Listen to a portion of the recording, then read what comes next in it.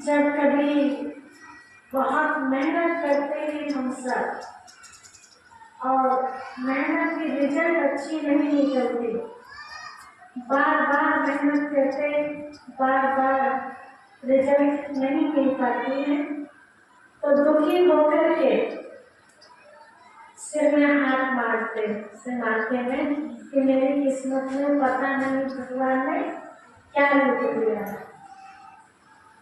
तो ये वही समय चल रहा है जब स्वयं भाग्य विधाता भाग्य लिख नहीं रहा, बल्कि भाग्य लिखने की कलम हम सबके हाथ में दे रहा है।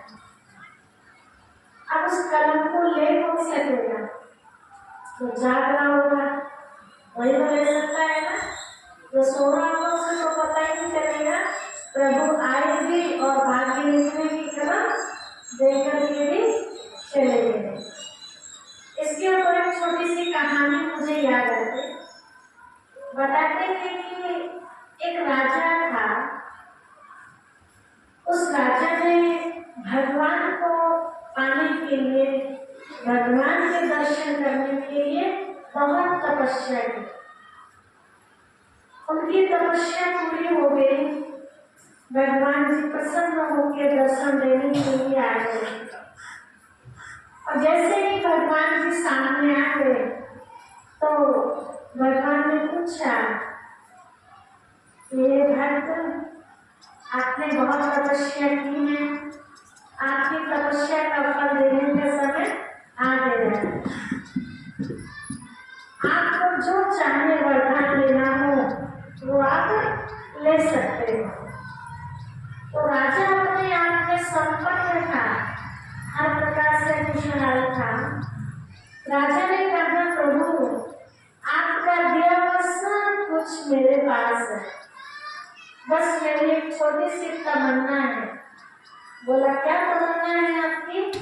तो बोला, प्रभु जैसे आपने मुझे दर्शन दिए हैं, मैं चाहता हूँ मेरे नगरवासी भी आपका दर्शन करें। तो प्रभु ने कहा कि सोच लो, क्या आपके नगर निवासी, आपकी प्रजा मेरा दर्शन करना चाहेगी भी? तो बोला, प्रभु वाह, ऐसा कौन होगा जो आपका दर्शन ना करना चाहे? तो प्रभु ने कहा, ठीक है, टाइम फिक्स कर दिया, स्थान फिक्स कर दिया। उस स्थान पर उस दिन प्रभु सबको दर्शन देने के लिए पहुंच गए थे और आप अपने सारी प्रजा को लेकर आए। राजा बड़ा खुश हो गया ये सूचना लेकर, नगरवासियों के पास ढिंढोरा पिटवा दिया, एक एक के कान में ये बात पहुंचा दी कि फला स्थान पर उस समय प्रभु सबको दर्शन देंगे। तो सबको दर्शन के लिए वहां पहुंच गए। अब ये बात सुनकर के सब खुश हो गए, खुशी की बात थी, बिना मेहनत के प्रभु के दर्शन हो गए। वो दिन आ गया, चलने के लिए तैयारी हो गई, लाइन लग गई। आगे आगे राजा रानी, उसके पीछे भी उनके मंत्री, फिर उसके पीछे साहूकार प्रजा, फिर साधारण प्रजा। ऐसे आगे आगे राजा चलते रहे। कुछ दूरी पर आगे देखा तो एक जगह बहुत सारा ढेर लोहे का पड़ा हुआ था। ऐसे तो चलते चलते राजा भी निकल गया, रानी भी निकल गई, मंत्री भी निकल गए, और जो अच्छी क्वालिटी के लोग थे वो भी निकल गए। जो बिल्कुल साधारण प्रजा थी, गरीब प्रजा, उस लोहे को देख करके उनका मन लालच में आ गया। यदि इतना ढेर सारा लोहा तो कितने पैसों का जाएगा? तो भगवान जी को मिलते रहेंगे बाद में भी, तो लोहा थोड़ी ना मिल जाएगा बाद में, चलो पहले इसको समेट लेते हैं। तो कुछ प्रजा उस लोहे को उठाने में लग गई। राजा ने देखा कि इतना शोर शराबा था, प्रजा का आने का वो थोड़ा कम हो गया, क्या बात है। तो पीछे गर्दन घुमा के देखी, राजा ने तो कुछ गजल लोहे को खाने में लगी। राजा ने कहा क्या कर रही हो आप, उधर प्रभु से मिलने का टाइम निकल जाएगा और आप क्रिसमस को तो बाद में भी ले लेना। नहीं महाराज, पता नहीं कोई इसको छोड़ेगा या नहीं छोड़ेगा, आप चलिए, मारे आपके पीछे पीछे। राजा ने कहा ठीक है। राजा कुछ लोग राजा के साथ आगे बढ़े, फिर कुछ दूरी पर आगे चलने पर देखा तो वहाँ तांबे का बहुत सारा ढेर। कुछ प्रजा वहाँ रुक गई, उनको भी राजा ने कहा, उन्होंने भी यही जवाब दिया, महाराज आप चलिए, हम तोड़ के पकड़ लेंगे आपको। कोई बात नहीं, आगे चलते रहे और आगे जाके देखा तो चांदी का ढेर। कुछ लोग चांदी को समेटने में लगे, कुछ और आगे देखा तो सोने का ढेर। तो मंत्री भी वहां अटक गया। अब आगे कौन बच गए, राजा और रानी। समझ में आ रही कहानी। जो राजा की तमन्ना थी कि सब प्रभु से एक बार मिले तो सबकी मनोकामनाएं पूरी हो जाएगी, लेकिन उनकी कामना कहाँ तक अटक गई, किसी के लोहे में, किसी के तांबे में, किसी की चांदी में, तो किसी की सोने में। अब राजा रानी बच गए। रानी ने कहा प्रभु चलिए हम ही चलते। रानी चल पड़ी। कुछ दूरी पर आगे जाके देखा तो बहुत सुंदर सुंदर पेड़ और उन पेड़ों पर अलग अलग तरह के गहने लगे हुए थे, हीरों से जड़े हुए।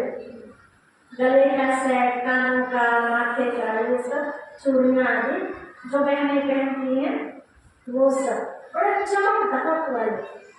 रानी की दृष्टि उस पर पड़ी।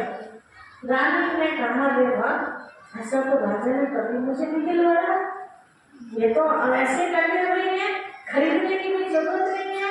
तो रानी का मन उनकी तरफ गया और रानी रुक करके उनको उतारने लगी। तो राजा को थोड़ा महसूस हुआ कि पीछे कदम किसी के आते हुए दिखाई नहीं दे रहे। तो देखा राजा कुछ कदम आगे बढ़ लगा अकेला। राजा ने कहा रानी तुम क्या कर रही हो, तुम्हारे पास किसी चीज की कमी है क्या, जो तुम इन हारों के चक्कर में पड़ गई हो। नहीं महाराज देखो सब कुछ है मेरे पास, लेकिन ये वैरायटी तो मेरे पास नहीं है जो वैरायटी यहाँ है। राजा ने कहा तो बाद में भी ले लेंगे, चलो पहले प्रभु से मिल लेते हैं, कहीं ऐसा ना हो प्रभु चले जाए। रानी ने भी यही जवाब दिया बस तो चार ले लो आप, चलो मैं आती हूँ। राजा अकेले वहां गए, प्रभु जी इंतजार कर ही रहे थे। अब राजा जैसे वहां पहुंचे तो बड़े शर्मिंदा। तो प्रभु ने पूछा राजन आप अकेले आए हो, कहाँ है आपकी प्रजा जिनको आप दर्शन करवाना चाहते थे। तो राजा शर्मिंदा इतना हुए कि उस शब्द न बोले। क्या जवाब दे भगवान को। कहा प्रभु मैंने कोशिश तो बहुत की कि वो सभी आपका दर्शन पाकर तृप्त हो जाए, लेकिन उनके भाग्य में आपके दर्शन थे ही नहीं। तब प्रभु ने कहा कि जब मैं धरती पर आता हूँ तो मैं सबके लिए आता, दो चार के लिए नहीं आता। लेकिन मुझे फोटो में कोई और कोई में भी कोई पहचान पाते हैं, मूल भक्ति लोग मुझे नहीं पहचान पाते, है ना। नाम तो सुनते हैं भगवान भगवान, लेकिन जब मिलने की बात आती है तो कहते हैं हमारे पास फुर्सत नहीं, आज कोई कष्ट हमारे पास आ जाए, है ना, तो नींद आएगी हमें, है ना, बिस्तर सोचेगा हमें, ये कहेंगे डॉक्टर के पास जल्दी से भागो, उड़ जाएगी ना नींद, यहाँ तक कि पड़ोसी की भी नींद खराब कर देंगे। ठीक है, ऐसे कोई खबर आ जाए हमारे पास दुख की तो नींद आएगी, किसी और की सुन के भी हमें नींद नहीं आती, है ना। उस समय हमें कौन याद आता है। एक बार सब अनुभव कर चुके होंगे आप, अपना नहीं तो किसी और का देखा होगा। बिल्कुल जब डॉक्टर ये हाथ ऊपर कर देता है और कहते हैं कि बस अब आप इन्हें ले जाइए, इनकी सेवा कीजिए, तो भगवान भरोसे ही इनका जीवन चल पाएगा। जितने दिन के भगवान के ऊपर छोड़ देते हैं, तो हमें भी आश किससे बनी रहती? भगवान से, है ना। डॉक्टर से भी आश टूट जाती है। तो वैसे तो कहते हैं कि भगवान कहाँ है, कहीं दिखाई देता है क्या? अगर भगवान की चर्चा करते हैं तो कई मूढ़मती लोग इस विषय पर बहस करने लगते हैं कि आपने देखा भगवान जो भगवान की बात करते हैं। प्रैक्टिकल की बात तो ये है, जब दुनिया में कोई भी नजर नहीं आता किसी को मदद के लिए, तो कौन नजर आता है? जब कोई नहीं दिखाई देता तो कौन दिखाई देता है? भगवान ही दिखाई देता है ना। तो अब कहाँ से दिखने लगा वो? अभी तक तो कहते कहाँ है भगवान, किसने देखा भगवान, है ना। अब क्यों भगवान की यादों में आ रही है? जरूरत पड़ने पर, है ना। आप विचार करो, आप सब माता पिता बैठे हुए हैं, आपके बच्चे, आप कोई अपने बच्चों को बात बताना चाहते हैं, अपने बच्चों को एक अच्छी राह दिखाना चाहते हैं, और बच्चे आपके कहे हमारे पास आपकी ये बात सुनने के लिए फुर्सत नहीं है, और अपनी मन मर्जी करते रहे, चाहे वो पुस्तक में जाए, चाहे ऐसे नॉर्मल जीवन जिए, बाद में जब वो दुखी हो अपनी गलतियों के कारण, आपकी बात को ना मानने के कारण दुखी रहे, फिर आपसे बोले तो आप क्या कहेंगे? क्या कहेंगे आप? जब हम समझा रहे थे, जब तो समझा नहीं, अब हम क्या करें? यही कहेंगे ना। छोटे बच्चे स्कूल में नहीं जाते हैं, जिद करके उनको हाथ पकड़ के लेकर जाते हैं। कई बच्चे तो लाइन पर लग जाते हैं पढ़ाई के, लेकिन कई बच्चे नहीं लगते, है ना। 2-4-8-10 क्लास करें और छुट्टी।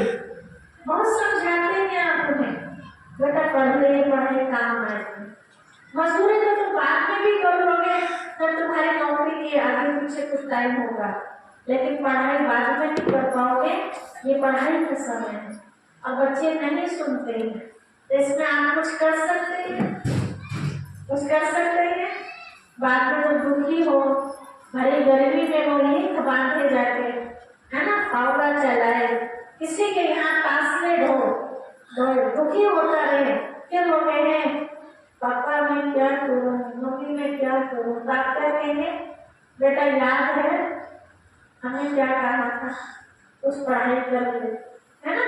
आराम से पंखे में बैठ के पेंसिल चलानी हो, कुछ कर लेना है ना, उस समय ध्यान नहीं दिया ना। तो अब हम क्या करें? तो जैसे हम बच्चों को ये कहने के अधिकारी हैं, या हमें हमारे बड़े कहने के लिए अधिकारी हैं, तो क्या परमात्मा पिता को ये बात कहने का अधिकार नहीं है? है ना।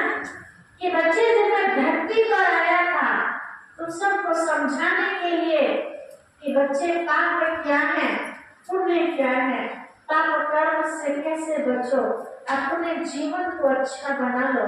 तो उस समय तो सुने, अनसुनी करते, उस समय तो मन मर्जी करते, शैतान के कहने अनुसार चलते रहे। और आज तुम दुखी हो तो दुख हरता, सुख करता पिता परमात्मा को पुकार रहे हो, तो वो क्या करेंगे? कुछ कर सकेंगे? आज जो लोग कहते हैं कि भगवान की बात सुनने के लिए हमारे पास फुर्सत नहीं है, आने वाला समय इतना खतरनाक होगा कि कोई भी मनुष्य किसी का साथ न दे सकेगा, क्योंकि अपनी ही परेशानियां उसकी इतनी बढ़ चुकी होगी, वो अपनी परेशानी नहीं खत्म कर पाएगा, तो फिर एक दूसरे की परेशानी को कैसे खत्म कर सकता है? तो उस समय हम प्रभु को पुकारेंगे, हे प्रभु आओ हमारे दुख दर्द तो प्रभु क्या कहेंगे, बच्चे जब मैं तुम्हारे पास आया था सुनाने के लिए तो तुम्हारे पास फुर्सत नहीं थी, आज तुम्हारा टुकड़ा सुनने के लिए मेरे पास फुर्सत नहीं है उसको अधिकार कहने का या नहीं, है ना। तो कहीं वो शब्द हमें न सुनने पड़ जाए तो उसके लिए क्या करना होगा, क्या करना होगा, समय से पहले ही हम उस पिता परमात्मा की बात को समझ लें, अपने जीवन के अंदर जो गंदगी भरी है, काम क्रोध लोभ मोह अहंकार ईर्ष्या द्वेष नफरत घृणा आलस्य ईर्ष्या आदि, उस गंदगी को निकाल दे, क्योंकि कोई भी गंदा बच्चा किसी को पसंद नहीं आता। अब ऐसे भी देखो आपके घर में छोटा मासूम बच्चा, उसकी नाक बहरी हो, है ना, मुंह आंखों में गंदगी भर रही हो, देख के मतलब समझ सकते हैं जी खराब हुआ, आपका अपना ही लाडला पूरा हो जाए तो लेंगे आप उसे, आपका भतीजा, आपका भाई, आपका पोता, आपकी बेटी लेंगे आप, पहले साफ करने की कोशिश करो, है ना। और एक साफ सुथरा बच्चा, चाहे वो अपना नहीं है, किसी का भी हो, और बड़ा साफ सुथरा है तो लेने को मन करता है ना। तो ऐसे ही हम सब बाहर से बोले कितने भी साफ क्यों ना हो, रोज हम शरीर को नहलाते हैं, अलग अलग तरह के साबुन यूज करते हैं, अलग अलग तरह के कई लोग शरीर को सजाने के लिए क्रीम पाउडर आदि यूज करते हैं, है ना, अच्छे वस्त्र इसको पहनाते हैं, लेकिन अंदर में जो आत्मा बैठी है उसको हमने कितना साफ किया, ये कभी चेक किया। इस देह को, शरीर को देखने वाले हम और आप हैं, लेकिन परमात्मा पिता देह को नहीं देखता, शरीर को नहीं देखता, किसको देखता है परमात्मा पिता, आत्मा को देखता है। तो हमारी आत्मा कितनी साफ है ये हमें यहाँ सिखाया जाता है। अपने आप को हम चेक करें कि मुझ आत्मा के अंदर जो गंदगी भरी है वो निकल भी रही है या नहीं निकल रही है। खाली सुनने से गंदगी बाहर नहीं निकलेगी, ठीक है। गंदगी को निकालने के लिए बहुत सुंदर बड़ा सहज तरीका है। हम सब रोज भगवान के सामने प्रार्थना करते हैं, हे प्रभु